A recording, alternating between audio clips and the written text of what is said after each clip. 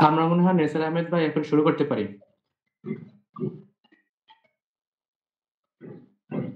হ্যাঁ, যেহেতু সবাই জয়েন করেছে, ইভেন এখনো করছে, আমরা শুরু করতে পারি। তো জি। আমার কথা কি ঠিকমতো শোনা যাচ্ছে? জি ভাই, আপনার কথা ঠিকমতো শোনা যাচ্ছে। আচ্ছা। তবে ভাই আপনি যদি গত ২ সেশনের একটু সামারি করতেন তাহলে আমার মনে হয় আজকে যারা নতুন তাদের জন্য একটু ভালো হতো। হ্যাঁ, অবশ্যই। থ্যাংক ইউ ভাই। তো আমি হচ্ছে স্ক্রিনটা শেয়ার করি। জি, জি। আমার স্ক্রিনটা তো দেখা যাচ্ছে, তাই না? জি ভাই, আপনার স্ক্রিন দেখা যাচ্ছে। আচ্ছা। যারা আজকের এই সেশনে জয়েন করেছেন সবাইকে ধন্যবাদ জানাচ্ছি। তো আমরা বরাবরের মতোই হচ্ছে gender identity and mental health এই টপিকের উপর আজকে হচ্ছে 3rd সেশন। এর আগে আমরা 2টা সেশন নিয়েছি। আপনাদের এখানে অনেকেই ছিলেন, আবার অনেকেই ছিলেন না। তো জাস্ট হচ্ছে আমি একটু সামারি করব, দেন হচ্ছে আজকের টপিকে আমি ঢুকে যাব ইনশাল্লাহ। তো ফার্স্ট সেশনে আমরা যেটা করেছিলাম, আমরা যে বিষয়টা দেখানোর ট্রাই করেছি সেটা হচ্ছে যে ট্রান্সজেন্ডার বলতে গেলে কি বোঝায়, এবং হচ্ছে ইন্টারসেক্স এবং ট্রান্সজেন্ডার এই 2টা শব্দকে আমাদের দেশে একটা সময় গুলিয়ে ফেলা হয়েছিল। আর ন্যাচারালি হচ্ছে অন্য দেশে কিন্তু ইন্টারসেক্স এবং ট্রান্সজেন্ডার এই 2টা শব্দকে আলাদাভাবেই ডিফাইন করা হয়। ইভেন আমরাও আমাদের দেশেও সেম ভাবেই করা হয়। কিন্তু কথা হচ্ছে একটা সময়ে এই 2টাকে গুলিয়ে ফেলা হয়েছিল। যখন হচ্ছে পাঠ্যপুস্তক নিয়ে যখন বিতর্ক চলে আসে, তখন হচ্ছে আ যারা পাঠ্যপুস্তক প্রণেতা ছিল তারা হচ্ছে এই জিনিসটা বলতে চেয়েছিল যে আসলে ট্রান্সজেন্ডার বলতে তারা ইন্টারসেক্স কে বুঝিয়েছে। কিন্তু আসলে আ যখন হচ্ছে সংশোধনী আমরা দেখতে পাই, তখন দেখতে পাই যে আসলে না। মানে তারা হচ্ছে ট্রান্সজেন্ডার বলতে ট্রান্সজেন্ডার কি বুঝিয়েছিল, এবং হচ্ছে ইন্টারসেক্স নিয়ে তখন তাদের কোন ধরনের আলাপ আলোচনা ছিল না।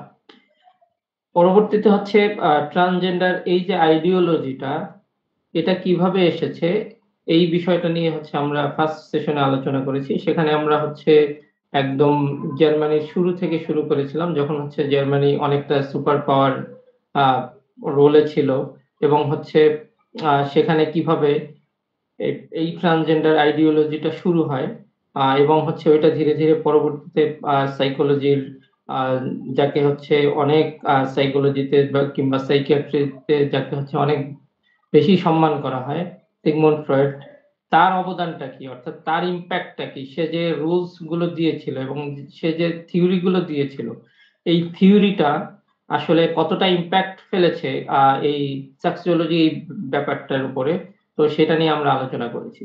আর আরেকটা ব্যাপার যেটা হয় যে আগের সেশনে বলেছিলাম যে একটা হচ্ছে হলো আ নিজে, নিজে একটা কাজ করা, যেকোনো ধরনের অ্যাক্ট, সেটা হচ্ছে হয় লিগ্যাল বা ইলিগাল।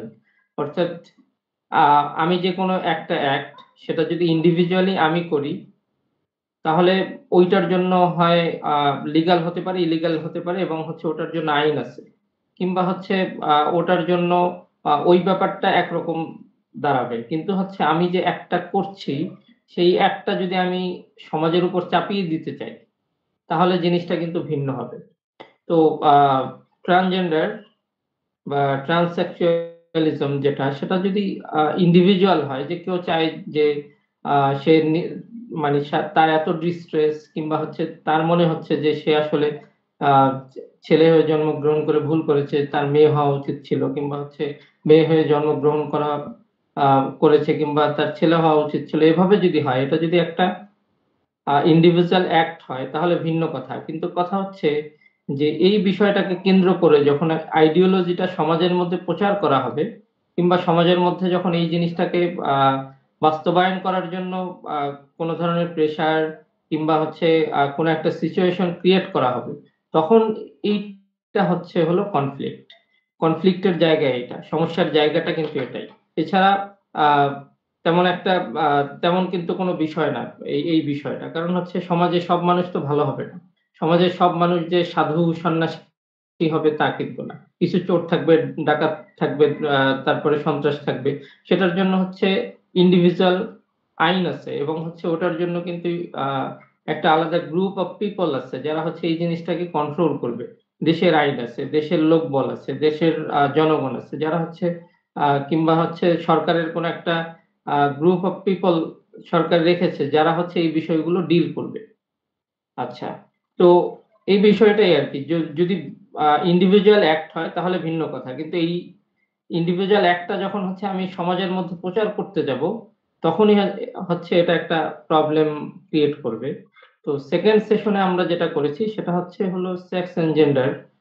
ট্রান্সজেন্ডার এই যে আইডিওলজি গুলো সেটা মূলত এসেছিল হচ্ছে এই যে জন মানির যে থিওরি আর সেক্স থেকে সে যে জেন্ডারকে আলাদা করে ফেলেছিল। তারপর থেকেই আমরা দেখিয়েছি যে অনেক ধরনের জেন্ডারের রূপান্তর মানে হয়েছে। অর্থাৎ আ শত, শত রকমের জেন্ডার আমরা পেয়েছি।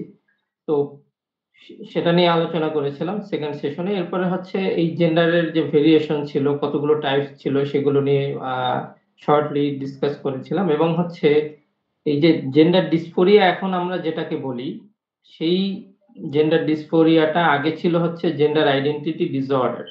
তো সেই জেন্ডার আইডেন্টিটি ডিসঅর্ডার কিভাবে জেন্ডার ডিসফোরিয়াতে রূপান্তরিত হলো, এই বিষয়টা নিয়ে আমরা হচ্ছে 2nd সেশনে আলোচনা করেছিলাম। আজকে আমাদের অবজেক্টিভস হচ্ছে যে ট্রান্সজেন্ডার পিপল যারা আছে তাদের অ্যাকচুয়ালি তাদের লাইফের উপরে কোন ধরনের ইমপ্যাক্ট গুলো পড়ছে, সোসাইটিতে তাদের আ ইমপ্যাক্ট গুলো কি এবং হচ্ছে পুরো বিশ্বে তাদের হচ্ছে ইমপ্যাক্ট গুলো কি, এই বিষয়টা নিয়ে হচ্ছে আমাদের আজকের আলোচনা। তো তো আমরা যদি হচ্ছে ইন্ডিভিজুয়ালি দেখি যে একটা আ যারা ট্রান্সজেন্ডার আছে কিংবা হচ্ছে যারা ট্রান্সজেন্ডার আইডিওলজিটাকে সাপোর্ট করে কিংবা হচ্ছে যারা নিজেরা ট্রান্স হয়েছে, হ্যাঁ? ছেলে থেকে মেয়ে হয়েছে কিংবা মেয়ে থেকে ছেলে হয়েছে। এরকম পিপল দের লাইফে আসলে কোন ধরনের ইমপ্যাক্ট গুলো পড়ে। এটার পেছনে আ যথেষ্ট রিসার্চ আছে। তো রিসার্চ থেকেই হচ্ছে আমি কথাগুলো বলছি। তো এখন আমরা যদি দেখি যে তাদের ফিজিক্যালি ইমপ্যাক্ট গুলো কি? একটা জিনিস আ অবজার্ভ করেন মানে করা উচিত সবার যে সেটা হচ্ছে যে ছেলে থেকে মেয়েতে রূপান্তরিত করা কিংবা আ মেয়ে থেকে ছেলেতে রূপান্তরিত করা এটা কিন্তু খুব সহজ বিষয় না। অনেকগুলো সার্জারির মাধ্যমে কিন্তু এই ব্যাপারগুলো হয়। তো যেটা হয় যেমন ধরেই নেই হচ্ছে একটা ছেলে মেয়ে হতে চাচ্ছে। তাহলে কি করতে হবে? তার ফেসিয়াল এক্সপ্রেশন চেঞ্জ করতে হবে। সে ফেস সার্জারি করতে হবে। কারণ হচ্ছে তার মেল অ্যাটিটিউড ফেস এর মধ্যে তো সেইটাকে ফিমেল অ্যাটিটিউড দিতে হবে। আ অনেকটা প্লাস্টিক সার্জারির মতো তার ঠোঁটগুলো চেঞ্জ করতে হবে, নাক চেঞ্জ করতে হবে, চোখ চেঞ্জ করতে হবে। তারপরে যেটা সেটা হচ্ছে তার পেনিস কেটে ফেলতে হবে, সেখানে আর্টিফিশিয়াল ভেজাইনা এড করে দিতে হবে। তারপরে হচ্ছে তার আ ব্রেস্ট চেঞ্জ করতে হবে। তো এখন এই যে আ এক কথায় তো বলে ফেললাম, তাই না? 30 সেকেন্ডস লাগলো। যে এটা চেঞ্জ করতে হবে। তারপরে হচ্ছে তার hormone in a hormone add করে দিতে হবে। তো এইটা তো সহজেই বলে ফেললাম, তাই না? কিন্তু ব্যাপারটা যে এতগুলো সার্জারি এই সার্জারি কি মানে খুব সহজ বিষয়? আমি যদি ফাইন্যান্সিয়াল ব্যাপারটা বাদও দেই, কারণ হচ্ছে তাদের অর্থাৎ ট্রান্সজেন্ডার এখন যারা হচ্ছে তাদের অনেকেই সুবিধা দিচ্ছে বিভিন্নভাবে। যে হচ্ছে তাদের ফ্রিতে এটা করে দিবে, ওটা করে দিবে। মেডিকেল ইন্সুরেন্স তাদের জন্য আ এই ফেসিলিটিস দিবে। তারপরে এই দেশ তাদেরকে এই ফেসিলিটিস দিবে। তো ওটা ভিন্ন বিষয়। কিন্তু কথা হচ্ছে ফাইন্যান্সিয়াল ব্যাপারটা আমি বাদই দিলাম। যে এটার জন্য খরচ কত বা কি কত সেটা বাদ। কিন্তু কথা হচ্ছে ফিজিক্যাল চেঞ্জ এর জন্য তার যে শত, শত সার্জারি লাগবে, মানে অনেক সার্জারি লাগবে এবং হচ্ছে সেই সার্জারি গুলো আ একই সাথে করা হবে না। যে হচ্ছে আজকে সে অপারেশন থিয়েটারে ঢুকলো ছেলে হয়ে, কালকেই হচ্ছে সে আ ওখান থেকে মেয়ে হয়ে বের হয়ে গেল। ব্যাপারটা কিন্তু এরকম না। অর্থাৎ ধীরে ১ম এ হরমোন ইমপ্লিমেন্ট করা হবে। তারপরে ধীরে তার ছোট্ট সার্জারি গুলো করতে একটা পর্যায়ে হচ্ছে তার ফুললি চেঞ্জ নিয়ে আসা হবে। তো সে আসলে যেটা চেয়েছিল ছেলে থেকে মেয়ে কিংবা মেয়ে থেকে ছেলে হওয়া সেই জিনিসটা হবে। তো এই ফিজিক্যাল ইমপ্যাক্ট গুলো যদি আমরা খেয়াল করি যে এতবার তার হচ্ছে ছুরি-কাঁচির নিচে যেতে হবে। তার হচ্ছে এতবার তার অপারেশন থিয়েটারে ঢুকতে হবে। এবং হচ্ছে এতগুলো মানে অনেকগুলো তার কাটাছেঁড়া সহ্য করতে হবে। এভাবে করে হচ্ছে তার চেঞ্জটা আসবে। তাই না? তো এখন আর কি হচ্ছে? আর যেটা সেটা হচ্ছে তার reproduction ability অর্থাৎ সন্তান ধারণ ক্ষমতা। সেটা হচ্ছে সন্তান জন্ম দেওয়া হোক কিংবা সন্তান ধারণ করা হোক।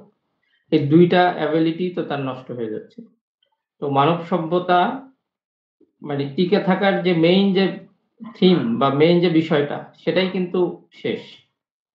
তো এই কারণে একটা কথা বলেছিলাম যে হচ্ছে সমস্ত ট্রান্সজেন্ডারদের আমরা যদি তাদের জন্য যদি একটা দেশ সিলেক্ট করে দেই যে এই দেশেই সব ট্রান্সজেন্ডাররা থাকবে। তাহলে কি ওই দেশের রিপ্রোডাকশন যে ব্যাপারটা সেটা কতদূর গিয়ে থামবে? মানে কতদূর পর্যন্ত এগোবে? আপনাদের কি মনে হয়? যে তাদেরকে যদি একটা দেশে ছেড়ে দেওয়া হয়, transgender, trans male and trans female তাদেরকে যদি একটা দেশে ছেড়ে দেওয়া হয় কিংবা তাদের জন্য যদি আলাদা একটা দেশ তৈরি করা হয় বা গঠন করা হয়, তাহলে সবাই যদি ওখানে চলে যায়, তখন ঘটনাটা কি ঘটবে? ৫০ কিংবা ১০০ বছর পর সবাই ডেড। তো এই যে আ মানব সভ্যতার যে বিকাশ, মানব সভ্যতার যে ধারাবাহিকতা সেটা কিন্তু থেমে যাবে। তো ফিজিক্যাল ইমপ্যাক্ট গুলো এইগুলোই যে হচ্ছে তার শারীরিক এবং হচ্ছে আ তার যে সার্জারি গুলো সেই সার্জারি গুলো তার সহ্য করতে হবে। করে তার এরপরে হচ্ছে তার একটা পর্যায়ে আ সে হচ্ছে চেঞ্জ হতে পারবে। তো এর মধ্যে আ ফাইন্যান্সিয়াল ব্যাপার সেটা তো আছেই। আর হচ্ছে সেটা আমি যদি বাদও দেই তারপরও হচ্ছে মানে খুবই অন্যান্য বিষয়গুলোও যদি বলি, তো ব্যাপারটা বলা যতটা সহজ, করা কিন্তু মানে অনেক কঠিন। আচ্ছা, এরপরে হচ্ছে সেকেন্ডলি আমরা যে বিষয়টা বলতে চাই সেটা হচ্ছে সাইকোলজিক্যাল ইমপ্যাক্ট গুলো কি?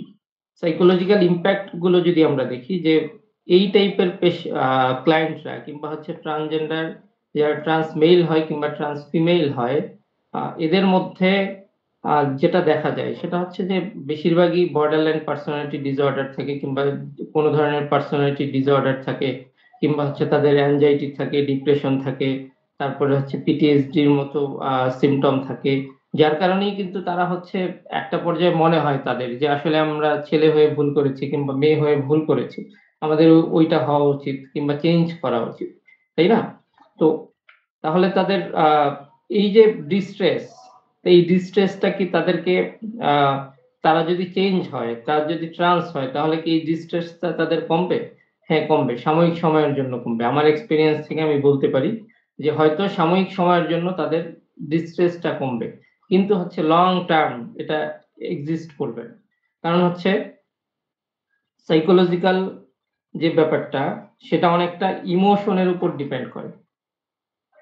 ইমোশন যদি না থাকে তাহলে হচ্ছে সাইকোলজি কোন কাজই করবে না। তো মানুষ বেঁচে থাকার পিছনেও কিন্তু হচ্ছে ইমোশন খুব বড় একটা ফ্যাক্ট। তাই না? তো এখন আমরা যদি ইমোশনালি চিন্তা করি যে সে কি আসলে আ একটা ফিক্সড রিলেশনশিপ এ যেতে পারবে? অর্থাৎ যেরকম আমাদের সমাজে হয় যে একটা লোক একটা মেয়েকে বিয়ে করলো। তারা হচ্ছে এক যুগ হয়ে গেল। আমাদের বাবা-মায়েরা আ তারা বছরের পর আস্তে করে তারা মারা গেল। এভাবে আরকি। এই যে ইমোশনাল বন্ডিং টা সেটা কি তাদের লং লাস্টিং হয় কিনা? নরমাল লাইফ এ যারা থাকে তাদের ন্যাচারালি লং লাস্টিং হয়। কিন্তু হচ্ছে যারা ট্রান্স হয় তো এদের যদি আপনি রিসার্চ দেখেন তাহলে হচ্ছে এই ব্যাপারটা উঠে এসেছে যে তাদের রিলেশনশিপটা কখনোই নরমাল হয় না। কারণ হচ্ছে বারবার তাদের পার্টনার চেঞ্জ করতে হয়। আর এটা তো নরমাল পার্টনার চেঞ্জ করতেই হবে। কারণ হচ্ছে একটা ছেলে আ ছেলের ফিল, হ্যাঁ? কখনো আ ছেলে যেভাবে ফিল করে একটা মেয়েকে, আ আ ইভেন একটা মেয়ে যেভাবে তার হাসব্যান্ডকে যেভাবে ফিল করে অর্থাৎ হাসব্যান্ড অ্যান্ড ওয়াইফ তারা পরস্পর যেভাবে ফিল করে সেই ফিলটা কখনোই ট্রান্স মেল কিংবা ট্রান্স উইমেন ফিমেল দিতে পারবে না। এটা হচ্ছে নরমাল। এবং অ্যাটিটিউড, সেই অ্যাটিটিউডটাও কখনো এরকম হবে না। ইভেন একটা হচ্ছে আর্টিফিশিয়াল, আরেকটা হচ্ছে ন্যাচারাল। এই ২ টা কখনো এক হতে পারে না। একটা আর্টিফিশিয়াল হাত যদি কাউকে লাগিয়ে দেওয়া হয়, সেখানে যতই টেকনোলজি ইউজ করা হোক, কখনোই ন্যাচারাল হাতের কিন্তু ফিলটা দিতে পারবে না। একটা ন্যাচারাল পা যেভাবে কাজ করবে, সেখানে যদি একটা আ যতই টেকনোলজি ইউজ করে একটা আর্টিফিশিয়াল পা লাগিয়ে দেওয়া হোক, সেটা কখনো ওইভাবে ফিল দিতে পারবে না। ঠিক সেভাবেই সেভাবেই হচ্ছে এই রিপ্রোডাক্টিভ অর্গান যেগুলো আছে, সেগুলো কখনোই আপনার ন্যাচারাল যে ফিল, সেই ফিলটা কখনোই দিতে পারবে না। এই কারণ হচ্ছে এদের রিলেশনশিপটা টিকে না। দেখা যায় যে বারবার ব্রেকআপ হচ্ছে, বারবার ডাইভোর্স হচ্ছে, বারবার হচ্ছে তাদের পার্টনার চেঞ্জ করতে হচ্ছে। ইভেন হোমোসেক্সুয়াল যারা, তাদেরও কিন্তু বারবার পার্টনার চেঞ্জ করতে হয়। ইভেন তারাও হচ্ছে সেইম ফিল পায় না। অর্থাৎ ধরে নিলাম যে হোমোসেক্সুয়াল তারা হচ্ছে আ একটা ছেলে বা ২ টা ছেলে কিংবা হচ্ছে ২ টা মেয়ে পরস্পর হচ্ছে একজন আরেকজনের পার্টনার। তো ওই ক্ষেত্রেও দেখা যাবে যে তাদের বারবার চেঞ্জ করতে হচ্ছে। কারণ হচ্ছে আ একটা পর্যায়ে গিয়ে ইমোশন গুলো চেঞ্জ হয়ে যাচ্ছে। ইমোশন চেঞ্জ হওয়ার কারণে তাদের রিলেশনশিপটা কিন্তু লং লাস্টিং হয় না। তো আমরা যদি দেখি trans male and trans female যারা, তাদের এই প্রবলেম গুলো তাদের ফেস করতে হয়। যে তাদের ইমোশনাল বন্ডিং গুলো লং লাস্টিং হয় না। ইভেন আরেকটা হচ্ছে আ আমাদের লাইফের একটা স্টেজ, মানে যে আমাদের লাইফের যে স্টেজটা সেটা কি? এরকম একটা পর্যায়ে আমরা ছোট ছিলাম, তারপরে হচ্ছে আমরা বড় হয়েছি। তারপরে আ বিয়ে করেছি, তারপরে বাচ্চা হয়েছে, তারপরে হচ্ছে শ্বশুর-শাশুড়ি হয়েছি, তারপরে আ মানে দাদা হয়েছি, নানা হয়েছি, এই তো। এরপরে হচ্ছে একটা পর্যায়ে আ জীবন শেষ। শেষ পর্যায়ে চলে এসেছি। আচ্ছা, এই হচ্ছে আমাদের লাইফের একটা স্টেজ। তো এই প্রত্যেকটা স্টেজে কিন্তু হচ্ছে ইমোশন এই ব্যাপারটা খুবই আ আমাদের কাজ করে। ইমোশনের কারণেই হচ্ছে আমরা এক স্টেজ থেকে আরেক স্টেজে যাই এবং হচ্ছে আ এই যে স্টেজ গুলো পার করি, সমস্ত কিছু কিন্তু ইমোশনের কারণে। ইমোশনাল বন্ডিং তৈরি হয়। প্রত্যেকটা স্টেজে কিন্তু ইমোশনাল বন্ডিং হয়। এখন ব্যাপারটা হচ্ছে যারা ট্রান্স মেল অ্যান্ড যারা ট্রান্স ফিমেল, তাদের লাইফটা একেকটা স্টেজ পার হয় হচ্ছে অনেকটা মানে ডিপ্রেশনের মধ্য দিয়ে, অ্যাংজাইটির মধ্য দিয়ে। সে জানেও না যে তার পরের স্টেজে তার পার্টনার থাকবে কি থাকবে না। ধরে নিলাম এভাবে করে আ এ ট্রান্স মেল অ্যান্ড ফিমেল তারা হচ্ছে লং লাস্টিং করল। এবং লাস্ট স্টেজে তাদের কনসিকুয়েন্স টা কি? ফলাফলটা কি? তাদের হচ্ছে আ দুনিয়াতে তাদের অবদানটা কি? তাদের নাই কোনো বাচ্চা-কাচ্চা, নাই কোনো সংসার, নাই কোনো হচ্ছে তাদের আ দেখাশোনা করার মতো মানুষ। কিংবা হচ্ছে তাদের মেন্টাল সাপোর্ট এর জন্য, কিন্তু ইমোশনাল সাপোর্ট এর জন্যও কোনো লোক নেই। ঘটনাটা তাই ঘটে, তাই না? তো এই ক্ষেত্রে আমরা যদি দেখতে পাই যে তাদের লাইফটা আসলে ফিজিক্যালি তারা হচ্ছে অনেক কষ্টের মধ্য দিয়ে গিয়েছে। এই ফিজিক্যাল ইমপ্যাক্ট তাদের লাইফে অনেক বেশি। অনেক হরমোন তাদের নিতে হয়েছে। আরেকটা ব্যাপার হচ্ছে যারা ট্রান্স মেল হয় কিংবা ট্রান্স ফিমেল হয়, অর্থাৎ ট্রান্সজেন্ডার মেল অ্যান্ড ফিমেল, এদের অলওয়েজ হরমোন, সার্জারি, তারপরে ট্রিটমেন্ট, মেডিসিন, এই জিনিসগুলোর উপর সবসময় ডিপেন্ড করতে হয়। কারণ হচ্ছে একটা ছেলের বডিতে অলওয়েজ টেস্টোস্টেরন হরমোন আ আ বের হতে থাকবে, রিলিজ হতে থাকবে, তাই তো? এটা নরমাল। মেয়েদের বডিতে মেয়েদের হরমোন গুলো রিলিজ হতে থাকবে। তো এখন ন্যাচারালি, অর্থাৎ আল্লাহ তাআলা তো এইভাবে করে সৃষ্টি করে দিয়েছে। কিন্তু হচ্ছে সে চেঞ্জ হয়ে গেছে। তার বিহেভিয়ার, তার প্লাস্টিক সার্জারি বলি কিংবা হচ্ছে তার সার্জারির মাধ্যমে সে সম্পূর্ণ চেঞ্জ। কিন্তু হরমোনাল যে ব্যাপারটা সেটা তো আর আ ন্যাচারাল যেটা হয় সেটা তো আর ওই আর্টিফিশিয়াল এর উপর বেস করে হয় না। ওটা তো ন্যাচারালি হয়। তো একটা মেইল অলওয়েজ মেইল হরমোন গুলোই পেতে থাকবে ন্যাচারালি। তো এখন কি করতে হবে? ওইটাকে সাপ্রেস করে দিতে হবে ফিমেল হরমোন দিয়ে। তো এইভাবে করে হরমোন ট্রিটমেন্টের উপর তার অলওয়েজ থাকতে হবে। আর যদি সে হরমোন ট্রিটমেন্ট না নেয় তাহলে তার বডি তো আবার আগের মতো আগের শেপটা চলে আসবে। একটা মেইলের বডি মেইলের মতো করে মেইলের শেপ চলে আসবে। যখন মেইলের শেপ চলে আসবে এবং সে যদি ট্রান্স ফিমেল হয়ে থাকে তাহলে তো আ ওইটা তো তার স্ট্রেস আরো বাড়াবে। ইভেন সে যার পার্টনার, ধরে নিলাম যে তারা বিয়ে করেছে কিংবা যাই হোক যেটাই করেছে, সে যার পার্টনার, সেও তো একটা সময় তার কাছে ফিল হবে যে ওর বডিতে তো ছেলের ফিল পাওয়া যাচ্ছে। ও যে মেয়ে, ওর মেয়ের ফিলটা তো ওর বডিতে পাওয়া যাচ্ছে। তাই না? এইভাবে করে হচ্ছে একটার পর একটা, একটার পর একটা ইস্যুস তৈরি হতেই থাকবে। তো পরবর্তীতে হচ্ছে আমরা যদি সোসাইটির ব্যাপারটা দেখি, যে সেটা হচ্ছে যে আমাদের সোসাইটিতে কিছু নরম থাকে, সোশ্যাল নরম। তো আচ্ছা, আ রাব্বি ভাই, আপনি কি কিছু বলতে চাচ্ছেন? আমার মনে হয় এখানে আমাদের কিছু কোশ্চেন পর্ব রাখলে ভালো হয়। যে কারো কোনো আচ্ছা, কোশ্চেন আছে কিনা? আচ্ছা ঠিক আছে। তাহলে যারা আ কোয়েশ্চেন করতে চান প্লিজ একটু হ্যান্ড রেইজ করবেন। অলরেডি একজন আমি দেখতে পেয়েছি যে হ্যান্ড রেইজ করেছে। আ আপনার যদি কোনো কোয়েশ্চেন থাকে করতে পারেন। মোশাররফ হাওলাদার, আপনি প্লিজ আপনার কোয়েশ্চেনটা করেন। জি, আসসালামু আলাইকুম। ওয়ালাইকুম আসসালাম। জি, আমি জানতে চাইতেছিলাম যে আম যারা আরকি অলরেডি ট্রান্স হয়ে গেছে বা লিঙ্গ পরিবর্তন করে ফেলেছে, আম তারা যখন রিয়ালাইজ করে যে তারা একটা প্রবলেমে পড়ে গেছে, তখন তারা কি করবে? মানে সেটা থেকে কিভাবে বের হয়ে আসবে? এটা আসলে মানে খুবই কঠিন কোয়েশ্চেন। যে যেহেতু সে তার লিঙ্গ চেঞ্জ করেই ফেলেছে, তার আর ব্যাক করার কোনো সুযোগ নেই। এখন পর্যন্ত কোনো মেডিকেল ট্রিটমেন্ট ওভাবে আসেনি যে তাকে আবার সেইম আগের ন্যাচারাল ফিল দিতে পারবে। অর্থাৎ ন্যাচারাল অর্গান তাকে লাগিয়ে দেওয়ার মতো আর কোনো ধরনের অপশন সে রাখেনি। তো আমাদের মেডিকেল সায়েন্স এখানে কোনো কাজ করতে পারবে না। এখানে মেডিকেল সায়েন্স ও ফেইলিউর। তো এই ক্ষেত্রে কিচ্ছু করার নেই। এটাই হচ্ছে মানে একদম সলিড আনসার।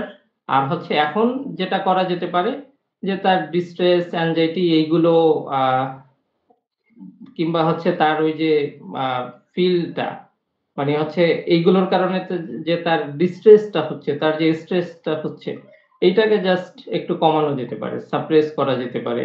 বিভিন্ন ট্রিটমেন্টের মাধ্যমে, মেন্টাল হেলথ এর মাধ্যমে, মেন্টাল হেলথ ট্রিটমেন্টের মাধ্যমে। কিন্তু অ্যাকচুয়ালি আর কিচ্ছু করার নেই।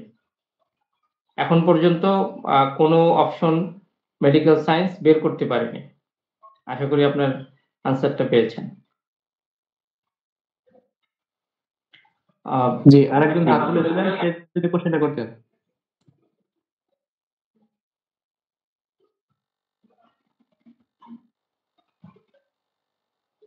একটা আপু হাত তুলেছেন। ওয়ালাইকুম।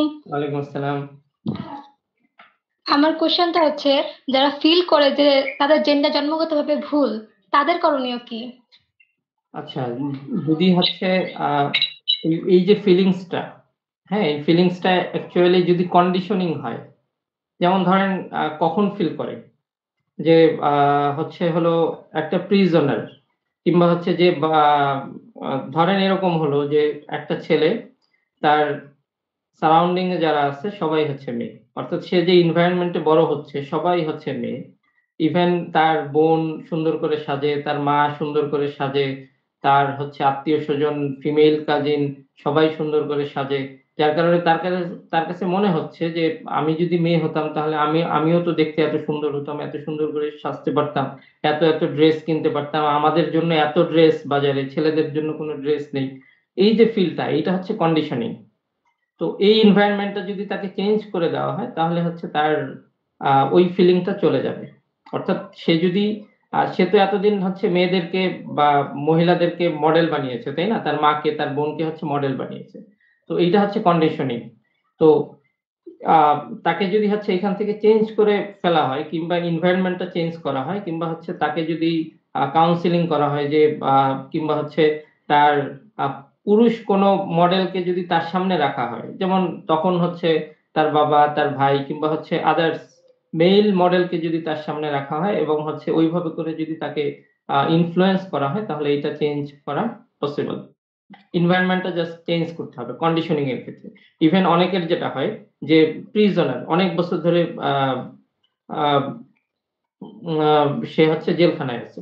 তো ওখানে তো সে ছেলে হিসেবে ছেলেদের জেলখানায় সে আছে। তো সেক্সুয়াল অ্যারাউজাল যেটা সেটা তো আর জেলখানার এভাবে বলে কয়ে আসে না, তাই না? যে জেলখানার মানুষ এটা করতে পারবে না, সেক্সুয়াল অ্যাক্ট করতে পারবে না, এরকম তো কোনো বাধা ধরার নিয়ম নেই। এই অ্যারাউজাল যেটা এটা তো অটোমেটিক্যালি ন্যাচারাল, তাই না? তো এখন ওখানে যেটা হয় যে সেটা হচ্ছে যে সে তার মেইল পার্টনারদের সাথে হচ্ছে এই সেক্সুয়াল অ্যাক্ট গুলো করে।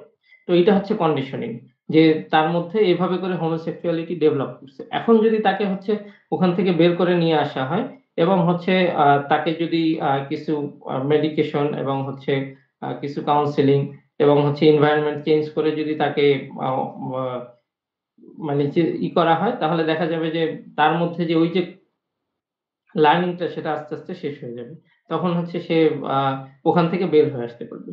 আর আরেকটা ব্যাপার হলো যেটা আমরা এখন দেখতে পাই যে সেটা হচ্ছে ছোটবেলা থেকেই নাকি হচ্ছে তার মনে হয় কিংবা হচ্ছে একটা সে যখন ছোট ৪-৫ বছর তখন থেকেই নাকি তার কাছে ফিল হয়, হ্যাঁ? যে সে যদি মেয়ে হতো তাহলে ভালো হতো। তো এই ক্ষেত্রে যেটা হয় ডিএসডি হয়। মানে ডিসফাংশনাল সেক্স ডেভেলপমেন্ট, যে অনেক সময় হরমোনাল ইমব্যালেন্স এর কারণে এই ঘটনাটা ঘটে। তো ওইটার ক্ষেত্রে হচ্ছে মেডিকেল ট্রিটমেন্ট, মেডিকেল যদি ট্রিটমেন্ট মেডিকেল স্পেশালিস্টরা যদি চায় যে তাকে ওই ট্রিটমেন্টটা করে তাকে হচ্ছে তার এই যে বিহেভিয়ারটা কিংবা হচ্ছে তার এই যে থিংকিংটা যদি চেঞ্জ, যেরকম ওসিডির ক্ষেত্রে কি হয়? হরমোনাল ইমব্যালেন্স হয় ওসিডির ক্ষেত্রে। হরমোনাল ইমব্যালেন্স এর কারণেই হচ্ছে তো সে সেইম থটটা তার বারবার আসে, তার অবসেশন হয়, তার কম্পালশন হয়। সেইম থিংকিং সে বারবার করে কিংবা সেইম অ্যাক্ট সে বারবার করে হরমোনাল ইমব্যালেন্স এর কারণে। তখন আ মেডিসিন দিয়ে কি করা হয়? ওই হরমোনাল ইমব্যালেন্সটাকে ব্যালেন্সড করা হয়। দেন হচ্ছে তাকে কাউন্সেলিং করা হয়, রাইট? কিন্তু হচ্ছে ওসিডির ক্ষেত্রে তো শুরুতে কাউন্সেলিং করা হয় না। মেডিকেশন ছাড়া তো ওসিডির ক্ষেত্রে কখনো কাউন্সেলিং কাজ করবে না। তাই না? তো যদি হচ্ছে হরমোনাল ইমব্যালেন্স এর কারণে কোনো এই টাইপের পেশেন্টদের কিংবা ক্লায়েন্টদের যদি আ এই টাইপের মেন্টালিটি বা থিংকিং বা থট তৈরি হয়, তখন হচ্ছে আমার মনে হয় যে এখানে যদি মেডিকেল কাজ করে প্রপারলি, তাহলে তার এই থিংকিংটা বা থটটা চেঞ্জ করা সম্ভব। কিন্তু আ এইটা হলো আ মানে হচ্ছে আ আমার অবজারভেশন। কিন্তু কথা হচ্ছে এখন মেডিকেল সায়েন্স তো আ এই ব্যাপারটাকে এইভাবে অ্যাকসেপ্ট করে না। আ মেডিকেল সায়েন্স যেটা এখন যেভাবে কাজ করতেছে সেটা হচ্ছে যে তার মধ্যে এই থিংকিং আসছে, ঠিক আছে। তার আর কোন ধরনের ট্রিটমেন্ট দরকার নেই। হরমোনাল ইমব্যালেন্স এগুলো দেখার দরকার নেই। সে যেটা চাচ্ছে সেভাবে সে করে ফেলুক। এবং সে মেল থেকে ফিমেল হতে চাচ্ছে, ওকে। মেডিকেল সায়েন্স তাদের জন্য ওপেন। যেকোনো সময় সে আসবে। তাকে হচ্ছে সেভাবে করে চেঞ্জ করা হবে।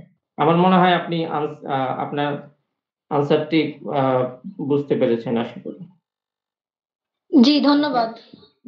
Thank you. আপনার আর কারো কোনো কোয়েশ্চেন আছে?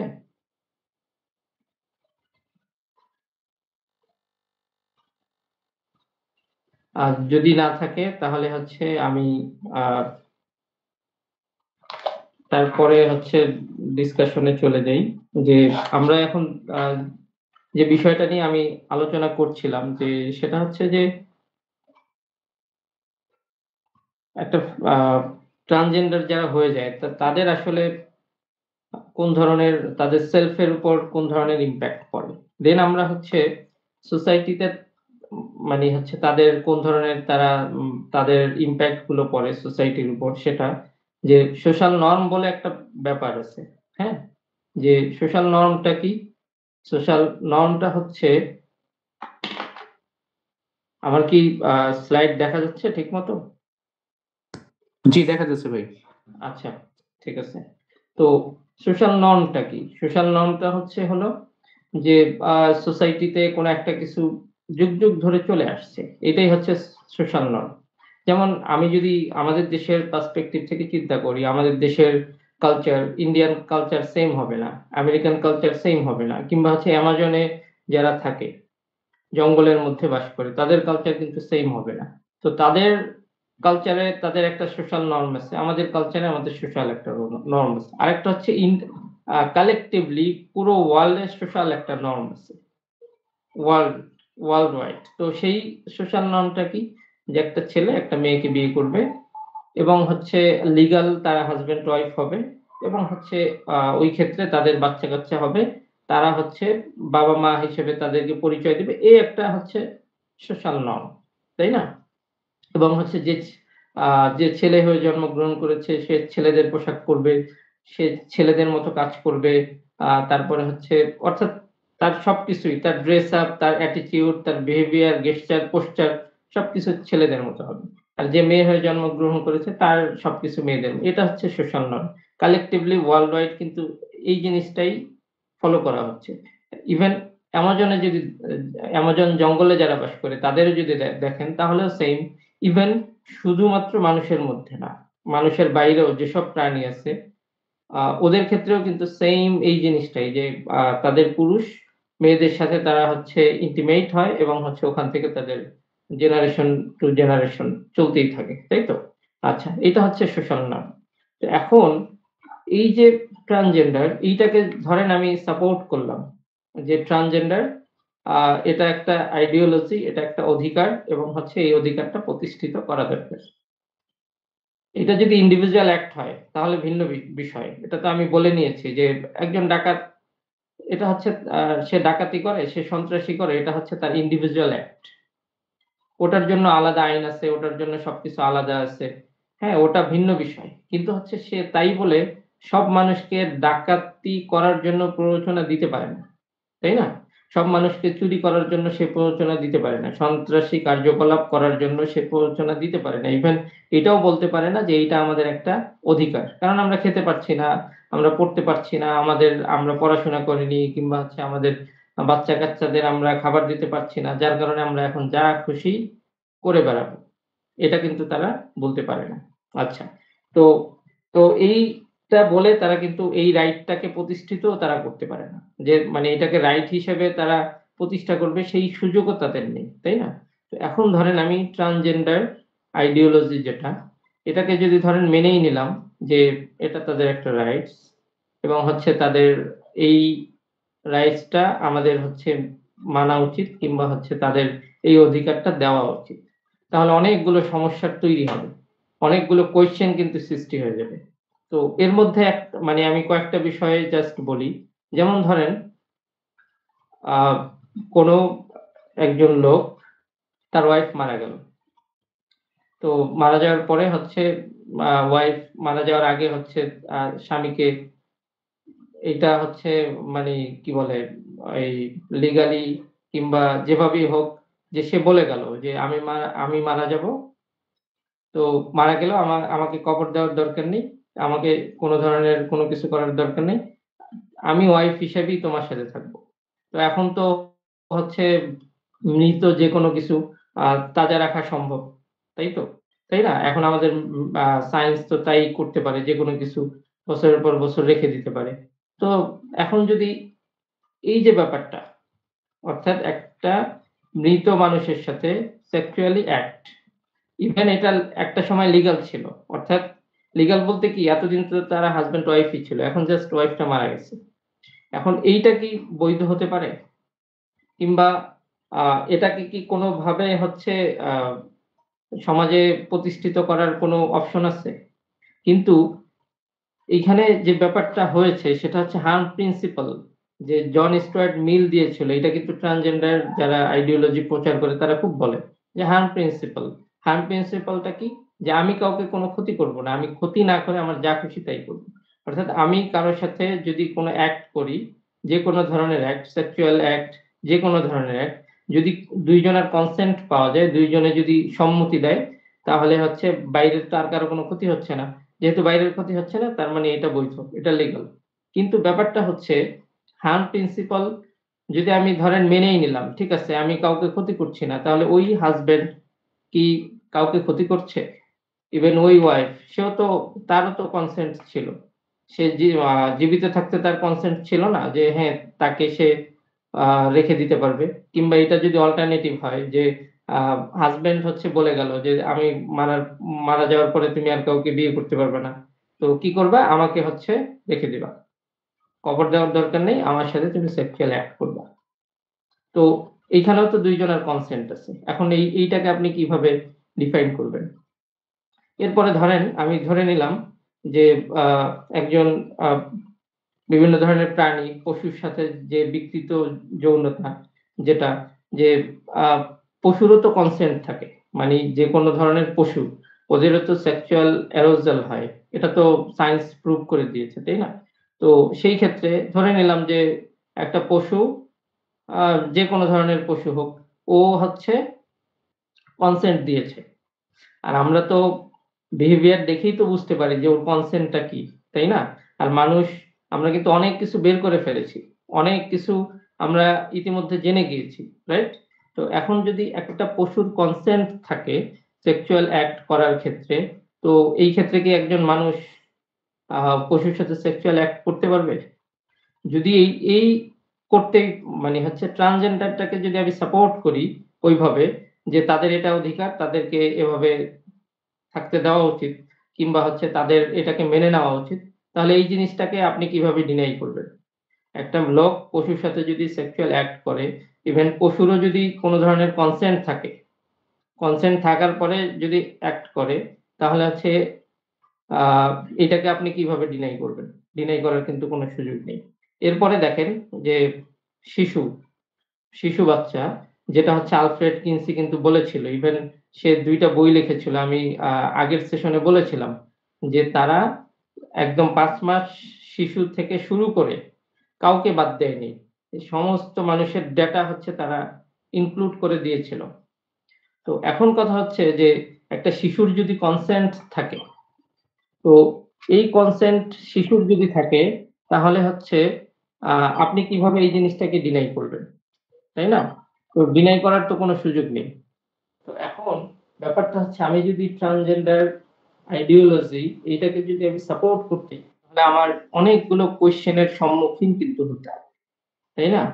তো এখন যেটা আমি বলছিলাম যে ইনসেস্ট বলে এক ধরনের টার্মিনোলজি মানে দেখা যাচ্ছে, যে সেটা হচ্ছে যে মানে এটাকে বলা যায় যে পরিবারের, মানে যেটাকে আমরা আরবিতে বলি মাহরাম। অর্থাৎ আমার বাবা, মা, বোন, ভাই, হ্যাঁ? এরা হচ্ছে মাহরাম। মানে হচ্ছে এদের সাথে কোন ধরনের বিয়ে, কোন ধরনের সেক্সুয়াল অ্যাক্ট কোনভাবেই বৈধ না। না সামাজিকভাবে, না ধর্মীয়ভাবে, না কোনভাবে। আচ্ছা, এখন যদি এরকম হয়, একটা পরিবার সিদ্ধান্ত নিয়ে নিল যে আমরা নিজেরাই নিজেদের মধ্যে যেকোনো ধরনের সেক্সুয়াল অ্যাক্ট করব। হ্যাঁ? তো যেটা ইনসেস্ট বলে আরকি, যে আ তো এখন হচ্ছে আপনি যদি ওইটাকে সাপোর্ট করেন, ট্রান্সজেন্ডারটাকে, যে ঠিক আছে ওইটা একটা অধিকার, এটা প্রতিষ্ঠা করা উচিত। তাহলে হচ্ছে এই জিনিসটাকে কিভাবে ডিনাই করব? তখন তো দেখা যাবে যে মা ছেলের সাথে যদি সেক্সুয়াল অ্যাক্ট করে, আপনার তো কোনো বাধা দেওয়ার সুযোগ নেই। ইভেন আ বাবা যদি তার মেয়ের সাথে এই টাইপের কোন ধরনের কাজ করে, আপনি তো তাকে বাধা দিতে পারবেন না। কারণ হচ্ছে তাদের তো কনসেন্ট আছে। এখন হচ্ছে এই ক্ষেত্রে আপনি হয়তো বলতে পারেন যে তাদের যে বাচ্চা-কাচ্চা হবে, তারা তো জেনেটিক্যালি, মানে তাদের অনেক প্রবলেম হবে। তাদের থ্যালাসেমিয়া হতে পারে। তাদের হচ্ছে জেনেটিক আ জেনেটিক্যালি তাদের অনেক ধরনের সমস্যা নিয়ে তারা হচ্ছে পৃথিবীতে আসবে। তো এখন কথা হচ্ছে যে ঠিক আছে, তাহলে যদি এরকম হয় যে ওই ফ্যামিলিটা হোমোসেক্সুয়াল, যে ভাই ভাইয়ের সাথে আ আ সেক্সুয়াল অ্যাক্ট করছে, বোন বোনের সাথে করছে, তাহলে আপনি এটাকে কিভাবে আ ডিনাই করবেন? ডিনাই করার কিন্তু সুযোগ নেই। তো ভবিষ্যতে, আজকে যেরকম ট্রান্সজেন্ডার একটা আইডিওলজি চলে আসছে আমাদের সমাজে, তো ভবিষ্যতে যদি কখনো এই টাইপের কোনো কিছু চলে আসে, হ্যাঁ? তাহলে কিন্তু হচ্ছে আ আপনি কোনোভাবেই ওই জিনিসটাকে সাপ্রেস করতে পারবেন না। এইটাকে যদি আপনি বৈধ মনেই করেন, তাহলে ওই জিনিসগুলোকে আপনার ওভাবে করে মেনে নিতে হবে। এছাড়া কিন্তু কোনো রাস্তা নেই। তো দেখেন এই যে ব্যাপারগুলো হচ্ছে, অর্থাৎ আ একটাকে যদি আমি সাপোর্ট করতে যাই, একটাকে যদি আমি প্রচার করতে যাই, কিংবা হচ্ছে অধিকার বলে আমি যদি তাদেরকে সাপোর্ট করতে যাই, তাহলে আমার আরো অনেকগুলো কোয়েশ্চেন মার্ক কিন্তু থেকে যায়। তো অনেকগুলো কিন্তু সাপোর্ট করতে হয়। তাই না? তো এই জিনিসগুলোকে আপনি ঠেকাবেন কিভাবে? আপনারা এই জিনিসগুলোকে কিভাবে ঠেকাবেন?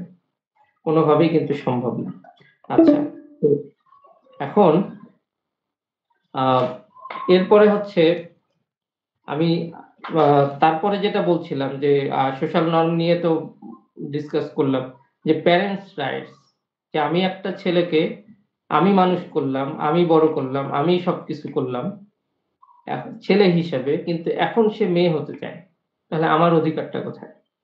মানে আমি বাবা হিসাবে আমার তো একটা অধিকার আছে, তাই না? নাকি শুধুমাত্র মাই বডি মাই চয়েস?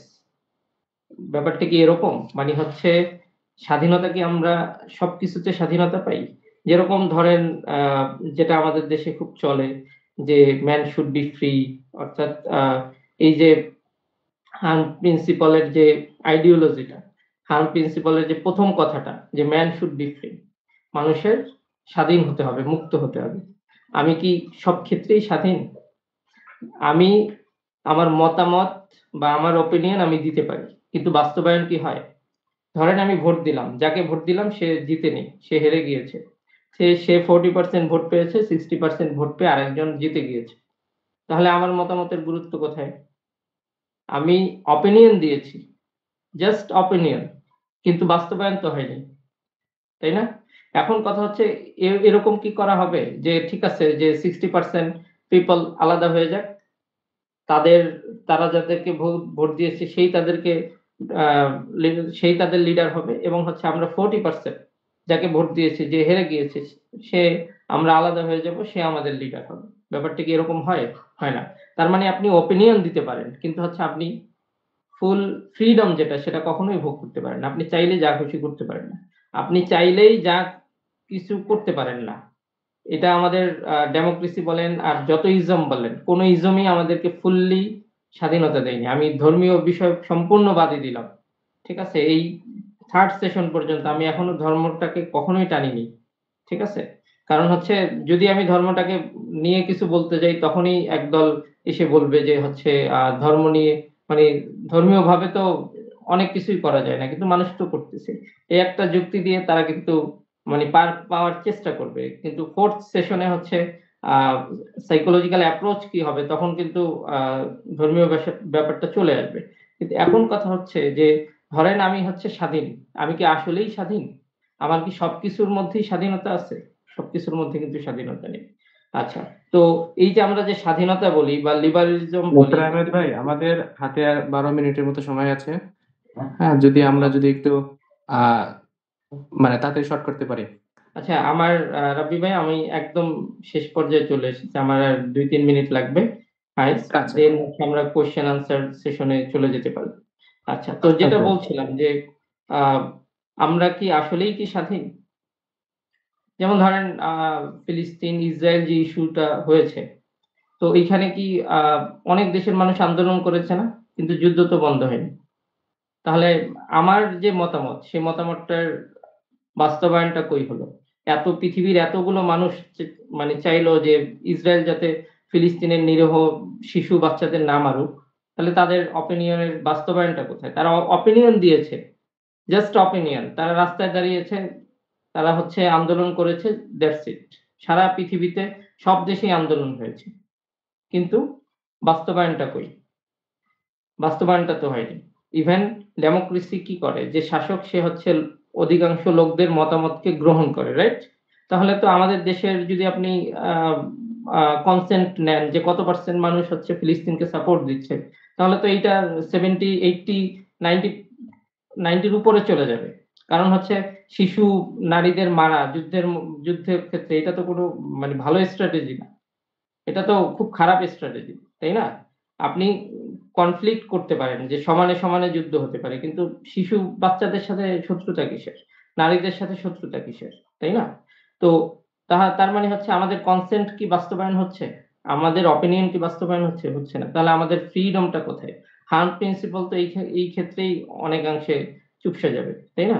আচ্ছা। তো এরপরে হচ্ছে আমরা যে বিষয়টা দেখি যে সেটা হচ্ছে যে আমাদের পৃথিবীর উপরে আসলে ইমপ্যাক্ট টা কি? এই যে ব্যাপারগুলো যেটা বললাম যে ইন্ডিভিজুয়ালি যে ইমপ্যাক্ট গুলো পড়ছে, সোসাইটির উপর যে ইমপ্যাক্ট গুলো পড়ছে, ওভারঅল কালেক্টিভলি এই সমস্ত ইমপ্যাক্ট গুলো কিন্তু এই পৃথিবীর উপরই পড়ছে। তাই না? এরপরে এইখানে একটা বিষয় মানে রয়ে গেছে সেটা হচ্ছে পিপলস রাইট।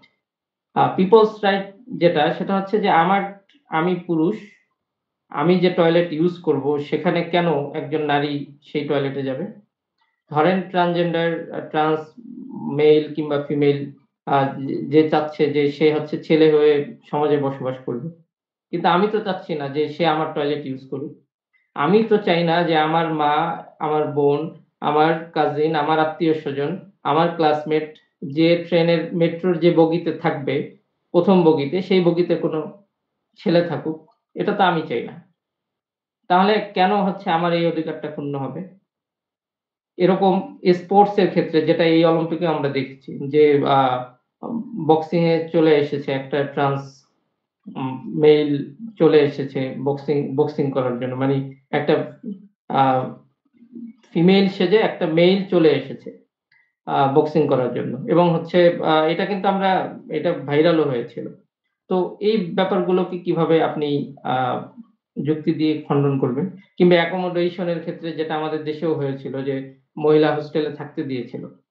আমি তো চাই না যে আমার মা যে হোস্টেলে থাকবে বা আমার কাজিন যে হোস্টেলে থাকবে, আমার মেয়ে ফ্রেন্ড যে হোস্টেলে থাকবে সেই হোস্টেলে কোনো পুরুষ থাকুক। এটা তো আমি চাই না। তাহলে হচ্ছে আমার অধিকারটা কোথায়? ওই অধিকারটা না হয় ঠিক আছে, ওই বাস্তবায়ন করা। আমার অধিকারটা কোথায়? তাই না? এভাবে কিন্তু অনেকগুলো কনফ্লিক্ট, অনেকগুলো কোয়েশ্চেন মার্ক তৈরি হবে। এই কোয়েশ্চেন এর কোনো অ্যান্সার কিন্তু দেওয়ার মতো কোনো অপশন নেই। তো আমার মনে হয় যে আশা করি আমাদের যে আজকের যে সেশন এবং যে অবজেক্টিভ, এই অবজেক্টিভটা নিয়ে আমরা মোটামুটি ডিসকাস করতে পেরেছি।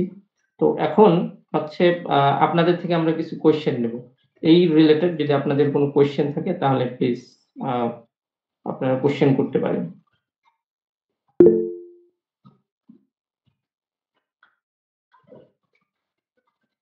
নাফিস সামি প্লিজ আপনার কোয়েশ্চেনটা করেন।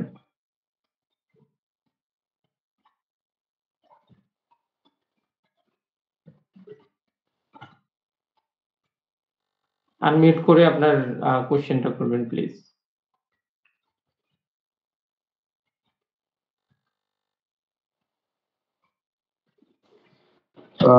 আসসালামু আলাইকুম। কথা শোনা যাচ্ছে? হ্যাঁ, এখন শুনতে পাচ্ছি। হ্যাঁ, আচ্ছা। আমার একটা কোয়েশ্চেন ছিল হচ্ছে এটা কৌতূহলবশত একটা কোয়েশ্চেন যে আপনি কিছুক্ষণ আগে আ ফার্স্ট কোয়েশ্চেন সেশনে আপনি একটা উদাহরণ দিছিলেন যে ছোটবেলায় যে মা আর হচ্ছে বোনকে দেখে যে সাজুগুজু করতে দেখে মনে মাঝে মধ্যে ছোট ভাইরা হচ্ছে তাদের দেখে হচ্ছে ইন্সপিরেশন হয় যে আ আমার হচ্ছে মেকআপ করবো বা এরকম কিছু থাকে। যেমন আমার একটা ঘটনা মনে পড়ছে যে ছোটবেলায় আমার ঠিক সেম এরকম হইতো। যে আমি সবার ছোট। আম মা হচ্ছে তার বোন হচ্ছে বিভিন্ন মেকআপ নিয়ে করতেছে। তো মাঝে মধ্যে বায়না ধরতাম যে আরে আমিও করতে চাই। মানে হচ্ছে স্কুলে আগে। স্কুলে ভর্তি হওয়ার আগে। কিন্তু যখন আস্তে, আস্তে আমি হচ্ছে বড় হই তখন বুঝতে পারি যে না এই জিনিসটা হচ্ছে আপনার আ শুধু মেয়েদের জন্য। এটা হচ্ছে ছেলেরা করতে পারবে না। আস্তে, আস্তে বড় হওয়ার পরে আরো সব হচ্ছে আস্তে, আস্তে বুঝে যাই। ছোটবেলা থেকে যে এই জিনিসটা কিন্তু এখন বর্তমানেও আছে। যেরকম আ ছোট ভাই-বোনরাও দেখে যে বোনরা, মারা কি করতেছে। কিন্তু যে আমি যে ছোটবেলায় যে বুঝেছি যে এই জিনিসটা হচ্ছে করতে পারবো না। ছেলে হিসেবে আমি এটা করতে পারবো না। তো বর্তমানে দেখা যায় যে ছেলে হিসেবে অনেকে এটা করতেছে। হুম, হুম, হুম। তো এই মেন্টালিটি হ্যাঁ, চেঞ্জ রাইট। হচ্ছে না কেন বা আমার ক্ষেত্রে হইছে। কিন্তু এই ক্ষেত্রে আচ্ছা। কি দায় কি হতে পারে? আচ্ছা, আপনি যে কোয়েশ্চেনটা করেছেন মানে আপনার যে ছোটবেলার যে অ্যাক্ট, এই জি, সেইম অ্যাক্ট আমারও ছিল। ঠিক আছে? জি, জি, তো হচ্ছে আমিও হচ্ছে হলো আ একবার দেশে গিয়েছি। তখন হচ্ছে দেখেছি যে আমার খালাকে যে মেকআপটা দেওয়া হয়েছিল ওটা পুরোটাই মানে ইনটেক। আমার কাছে মনে হয়েছিল যে এত সুন্দর একটা মেকআপ বক্স সে কেন ইউজ করছে না? তো আমি ইউজ করা শুরু করলাম। গোসল করে এসে আমি এটা দিতাম-টিতাম। মানে আমার টার্গেট ছিল কি যে এত সুন্দর একটা মেকআপ বক্স সে কেন ইউজ করছে না? তো আমি এটা ইউজ করে শেষ করে ফেলবো। মানে আমার প্ল্যান ছিল ওটা। আচ্ছা। তো এখন এই যে এরপরে যে মানে এইটা কিন্তু শুধুমাত্র জাস্ট এতটুক অ্যাক্ট ছিল। এর জি, বাইরে আমি আর কোন কিছু করিনি। এখন এই যে চেঞ্জটা হচ্ছে এনভায়রনমেন্ট এর কারণে। আমরা যে পরবর্তীতে আর মানে যখন আমাদের রিয়ালাইজেশন হয়েছে তখন যে আমরা চেঞ্জ হয়েছি এটা হচ্ছে এনভায়রনমেন্ট এর কারণে আমরা চেঞ্জ হয়েছি। ঠিক আছে? কিন্তু এখন আ ত তখন কিন্তু কোন ইনফ্লুয়েন্সার ছিল না আমাদের। অর্থাৎ ট্রান্সজেন্ডার যে আইডিওলজি, এই আইডিওলজি তো আপনিও তখন জানেননি কিংবা আমিও তখন জানিনি। রাইট? এই জি, কারণে কোন ইনফ্লুয়েন্স ছিল না, কিন্তু এখন কিন্তু ইনফ্লুয়েন্সারের অভাব নেই। ইভেন ক্লাস 7 এর বইয়ের মধ্যে যে ট্রান্সজেন্ডারিজমের যে আইডিওলজি প্রচার করা হয়েছে, এরপরে কিন্তু এই জিনিসটা আরো বেড়ে গিয়েছে। কারণ হচ্ছে এখন ইনফ্লুয়েন্সার আছে। আমাদের সময় ইনফ্লুয়েন্সার ছিল না, কিন্তু আমাদের ভালো লেগেছে, করেছি, তারপরে ছেড়ে দিয়েছি, নরমাল, ঠিক আছে? কিন্তু আমাদের কোনো ইনফ্লুয়েন্সার ছিল না, কিন্তু এখন ইনফ্লুয়েন্সারের অভাব নেই, যার কারণে হচ্ছে অনেকে বিহেভিয়ারটা চেঞ্জ করতে পারে না। বুঝতে পেরেছেন? জি, এটার রিজন কি আপনার হচ্ছে ফ্রেন্ড সার্কেল বা এনভায়রনমেন্ট হতে পারে? যেরকম ছোটবেলায় আমরা যদি কোনো অ্যাক্ট করতাম যদি মেয়েদের মতো, তাহলে সবাই হচ্ছে এটাকে নিয়ে হাসাহাসি করতো। যার ফলে পরবর্তীতে এরকম অ্যাক্ট বা আমরা আর করার সাহস পেতাম বা আমরা লজ্জার কারণে করতাম না। তো বর্তমানে দেখা যায় যে এরকম অহরহ হইতেছে। যেমন যদি এক্সাম্পল দিই TikTok হুম, হুম, হুম, হুম। এরকম। রাইট। তো এটা কি একটা কারণ হতে পারে? আর একদম এক্সাক্টলি। এই কারণে যে সেটা হচ্ছে ভাইরাল হওয়ার এক ধরনের মানসিকতা, যেটাকে আমরা মব সাইকোলজি বলি। এটা কিন্তু আমাদের সবার মধ্যে আছে। ঠিক আছে? অলমোস্ট 100% পিপল এর মধ্যে হচ্ছে এই মেন্টালিটিটা আছে। যে হচ্ছে আমি ভাইরাল হবো বা আমাকে সবাই চিনুক বা আমি এই করব, সেই করব। তো এখন যেটা হয় যে হচ্ছে এই টাইপের অ্যাক্ট যারা করে এরা দেখছে যে আমি যদি করি, যেরকম চাঁদের দেশে জমি যখন কেনা শুরু হয়েছিল, আপনাদের নিসার মনে ভাই, থাকে এখানে কিনা? আমাদের অনেকেই কোয়েশ্চেন করছে তো, মানে হাত তুলছে তো, হ্যাঁ। হয়তোবা অনেকের কোয়েশ্চেন আছে। তাই আমরা যদি কোয়েশ্চেন গুলো একটু শর্ট করি তাহলে মনে হয় ভালো হয়, মানে অ্যান্সার গুলো একটু শর্ট করলে। আচ্ছা, এখন যদি কোয়েশ্চেন বেশি থেকে যায় কি করা যায়? আমাদের তো অনলি 3 মিনিটস আছে। আরেকটা লিংক আপনি কি দিবেন? বা যারা পার্টিসিপেন্ট আছে আপনারা কি আরেকটা লিংকে জয়েন করবেন?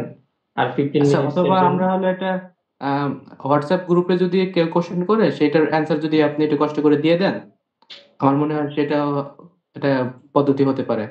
আচ্ছা, আরেকটা করা যায় কিনা যে আরেকটা লিংক 15 মিনিটস এর জন্য জি অন জি, করা? এটা দেওয়া যায়, এটা আচ্ছা, দেওয়া যায়। আপনারা যারা আ মানে কোয়েশ্চেন করতে চান, সবার কোয়েশ্চেনই আমি নিব ইনশাআল্লাহ। তো আমার মনে হয় যে আমরা আরেকটা লিংকে জয়েন করি। রাব্বি ভাই, আপনি জি, এইটা কলটা কেটে আরেকটা লিংক ওপেন করে দেন। যাদের যাদের কোশ্চেন ছিল তারা আবার যদি একটু হাতে উঠাতেন ভালো হতো, বা হ্যান্ড রেজ করলে ভালো হতো, কারণ আমরা সেই আগের লিঙ্কে নাই তো। হাবিব, আপনি কোশ্চেন করতে পারেন। হ্যালো, আসসালামু আলাইকুম। ওয়ালাইকুম আসসালাম। ওয়ালাইকুম আসসালাম রহমতুল্লাহ। আচ্ছা, আমার একটা কোয়েশ্চেন ছিল যে একটু আগে নাফিস যেরকম একটা কোয়েশ্চেন করলো যে ছোটকালে যখন আমরা এরকম এক করতাম তখন আমাদের আশেপাশের ফ্রেন্ডরা হাসাহাসি করতো বা এরকমই করতো, এই জন্য আমরা শরমে আর করতাম না। এখন যেহেতু বর্তমানে এই সিস্টেমটা নাই, প্লাস আপনি যদি অনলাইন দেখেন তাহলে বেশিরভাগই দেখবেন কি এইগুলো জিনিসকে সাপোর্ট করে। ইনফ্যাক্ট মানুষ যখন ছোট থাকে আর কি এই জিনিসগুলো একটু অনেক কুল ভাবে যে আমার মানে সবাই এক ধাপে চলতেছে, আমরা হলো স্রোতের বিপরীতে চলতেছি বা কিছু এই টাইপের। এখন ওরকম যদি কখনো ফেস করি আমরা বা আমাদের ফ্রেন্ডরা যদি এরকম হয় যে ওকে নিয়ে হাসাহাসি করতেছি, বাট ও হতো আপনার ওই অন্য ইনফ্লুয়েন্সারদের দ্বারা ইনফ্লুয়েন্স হয়ে আপনার এইসব এক করতেছে বা ওর কাছে এই জিনিসটা ভালো, তখন আমরা ওকে বুঝাবো কিভাবে বা এই জিনিসগুলো ওর কাছে পৌঁছাবো কিভাবে? অ মা এই ক্ষেত্রে আমরা যেটা করতে পারি সেটা হচ্ছে আমাদের একটা জিনিস বুঝতে হবে যে ছোটবেলার অ্যাক্ট যেটা, যে সেটা হচ্ছে যে আমরা ছোটবেলাতে যে ধরনের অ্যাক্ট করতাম, এই ক্ষেত্রে ওইখানেও কিন্তু আমরা হচ্ছে রিওয়ার্ড পেতাম। ধরেন একটা ছেলে, ছোট্ট ছেলে ২ বছর ৩ বছরের ছেলে একটা মেয়েদের ড্রেস পড়ছে, হ্যাঁ? কিংবা অনেক সময় মায়েরা, বোনেরা ইচ্ছা করেই কিন্তু পড়ায় তাকে। ইচ্ছা করেই তাকে লিপস্টিক দিয়ে দেয়, হ্যাঁ? তারপরে তাকে একটু মেকআপ করে সাজিয়ে দেয়। এরপরে দেখায়, "দেখো তোমাকে কত সুন্দর লাগছে।" এই যে ব্যাপারগুলো, হ্যাঁ? তো এগুলো হলো মানে খুব যে আ ক্রিটিক্যাল ব্যাপারটা এরকম না। এগুলো কিন্তু নরমাল। এখনো হচ্ছে। ঠিক আছে? মানে এখনো যে হচ্ছে না তা কিন্তু না। এখনো হচ্ছে। কিন্তু এই জিনিসটা মানে লং লাস্টিং করাটা হচ্ছে প্রবলেম। তো এই যেরকম আমাদের ছোটবেলার সবার হিস্ট্রিতেই দেখা যাবে যে এরকম কোনো না কোনো ধরনের অ্যাক্ট আমাদের আছে, কিংবা হচ্ছে কোনো ধরনের কাজ কিন্তু আমরা করেছি। তাই না? আচ্ছা। তো কিন্তু এটাকে আমরা লং লাস্টিং করিনি। বিভিন্ন কারণে করি, এনভায়রনমেন্টের কারণ আছে, তারপরে হচ্ছে একটা পর্যায়ে আমরা বুঝতে শিখেছি যে এটা আমাদের কাজ না, কিংবা হচ্ছে ওটা আমরা মজা করেছি। আমাদের তো মজাটাও বুঝতে হবে, তাই না? যে কোনটা মজা কোনটা মানে রিয়েল, এই ভেরিয়েশন গুলো কিন্তু আমরা জানতে পেরেছি।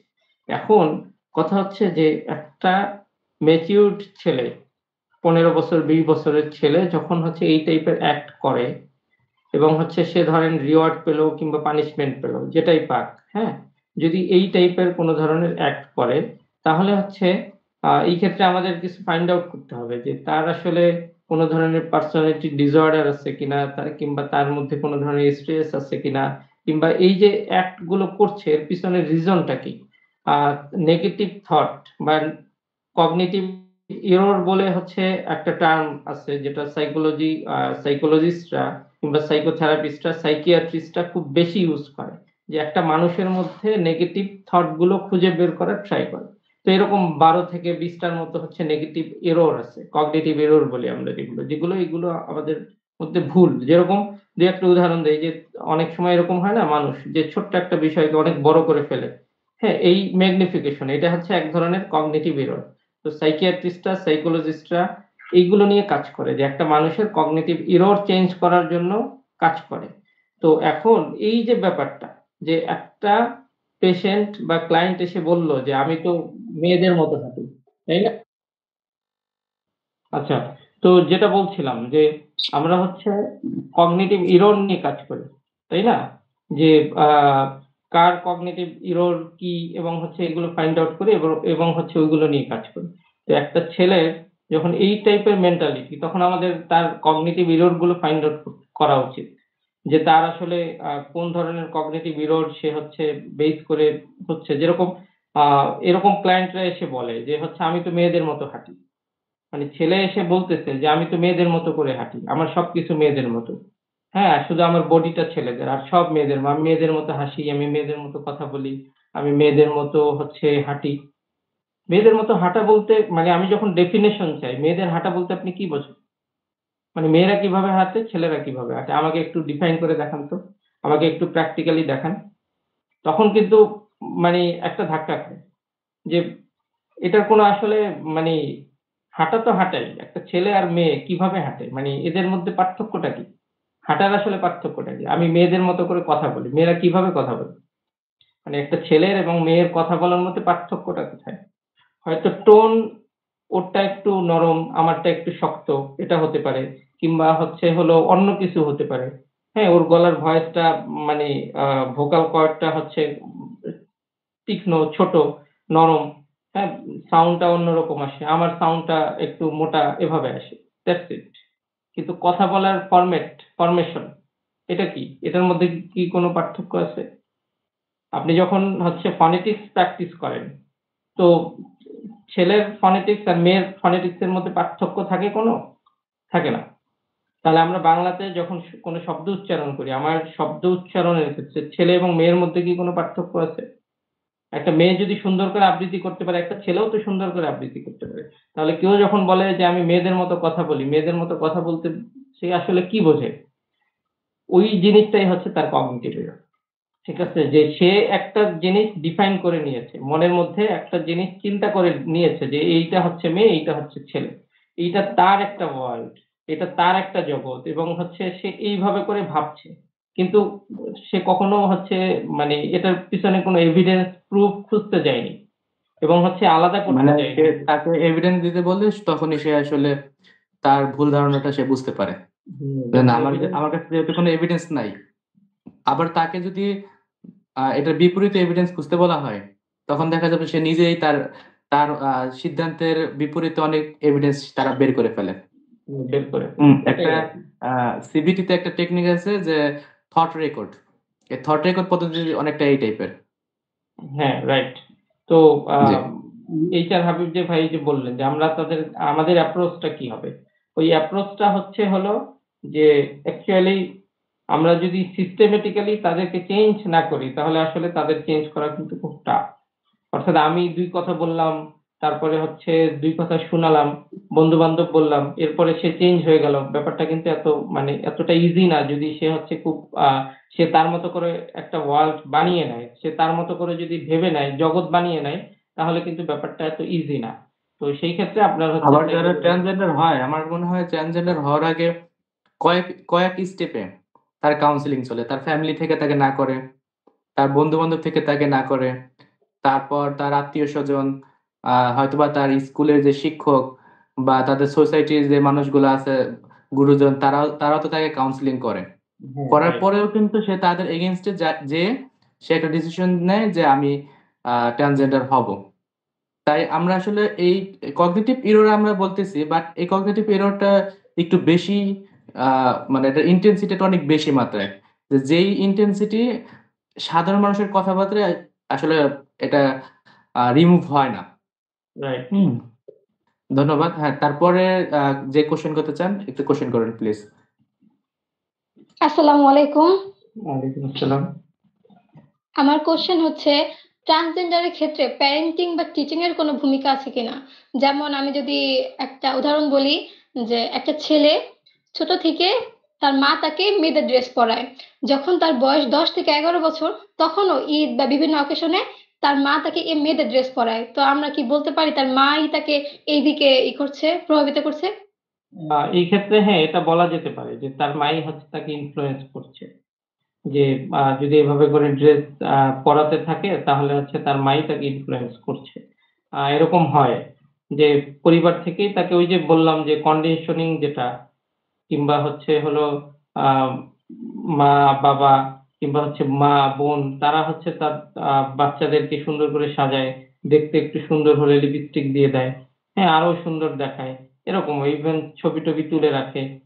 তো এই ক্ষেত্রে হচ্ছে ইনফ্লুয়েন্স করতে পারে মা। আবার অনেক সময় হয় কি আমাদের যে রিলস হচ্ছে অনেক ইনফ্লুয়েন্স করে।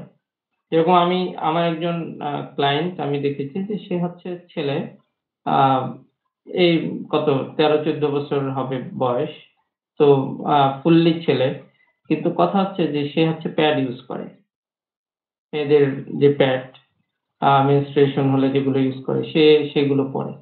এখন বলেন তো তার এটা কোন কাজে লাগে? মানে আমি তো মানে ওকে অনেকভাবে জানতে চেয়েছি যে আসলে এটা তোমার কোন কাজে হেল্প করে। মানে ও তো এমন না যে বিছনায় শিস করে এটাকে প্যাম্পাস হিসেবে ইউজ করতেছে, তাই না? এটা তো না।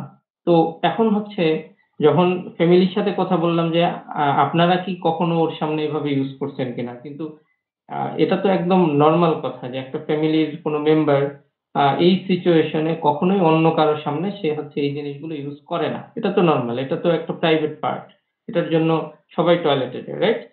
তাহলে হচ্ছে সে দেখলো কিভাবে, সে এই যে ইনফ্লুয়েন্সটা হলো কিভাবে? রিলস, ইউটিউব ভিডিও তো না, নরমালি হচ্ছে রিলস থেকে হচ্ছে সে এইগুলো দেখেছে। তো দেখা যায় যে হচ্ছে মা তো জাস্ট পোশাক পরিয়ে শেষ, তাই না? কিন্তু আপনার বাচ্চা টাইম ইনভেস্ট করতেছে কোথায়, এটা হচ্ছে খেয়াল করতে হবে। যে সে যদি মোবাইল এডিক্টেড হয় কিংবা হচ্ছে রিলস এডিক্টেড হয় বা এই শর্টস এর উপরেই তার হচ্ছে দিন কেটে যায়, তাহলে হচ্ছে তার মধ্যে এই টাইপের মেন্টালিটি আসতেই পারে। কারণ হচ্ছে সে দুই একবার সার্চ করলে এই রিলেটেড ইনফরমেশনই তো সে দেখতে থাকবে, এরপর হচ্ছে ওইভাবেই কিন্তু সে ইনফ্লুয়েন্স হবে। তো আমার মনে হয় যে আপনার আনসারটা পেয়েছেন। জি, ধন্যবাদ। Thank you. তো আর কারো কি কোনো কোয়েশ্চেন আছে? আর কারো যদি কোনো কোশ্চেন না থাকে তাহলে আজকের মতো আমরা এখানেই শেষ করতে পারি। আপনাদের সবাইকে ধন্যবাদ এত সময় ধরে আমাদের সাথে থাকার জন্য। আজ একটু বেশি সময় নিলাম, ১ ঘন্টা ১৫ মিনিটের মতো প্রায় চলে গেছে। সবাইকে আবার মাইন্ডফুল ইনসাইটস এর পক্ষ থেকে ধন্যবাদ। আর নেসার আহমেদ ভাইকেও ধন্যবাদ যে সকল কোশ্চেনগুলোর এত সুন্দর করে উত্তর দিয়ে আসলে আমাদের সেশনটা শেষ করার জন্য।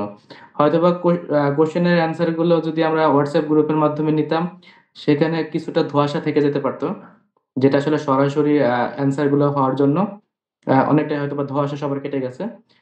তাছাড়া এত সময় ধরে আমাদের হলো এত গুরুত্বপূর্ণ বক্তব্য বা এত গুরুত্বপূর্ণ এভিডেন্স গুলো আমাদের শেয়ার করার জন্য আমরা আবার ধন্যবাদ জানাই মাইন্ডফুল ইনসাইটস এর পক্ষ থেকে। আশা করি আপনারা সবাই আগামী পর্বে আমাদের সাথে যুক্ত থাকবেন। আশা করি সবাই সুস্থ থাকবেন এবং শারীরিক সুস্থতার পাশাপাশি মানসিক সুস্থতাকে গুরুত্ব দিবেন। ধন্যবাদ সবাইকে। আসসালামু আলাইকুম।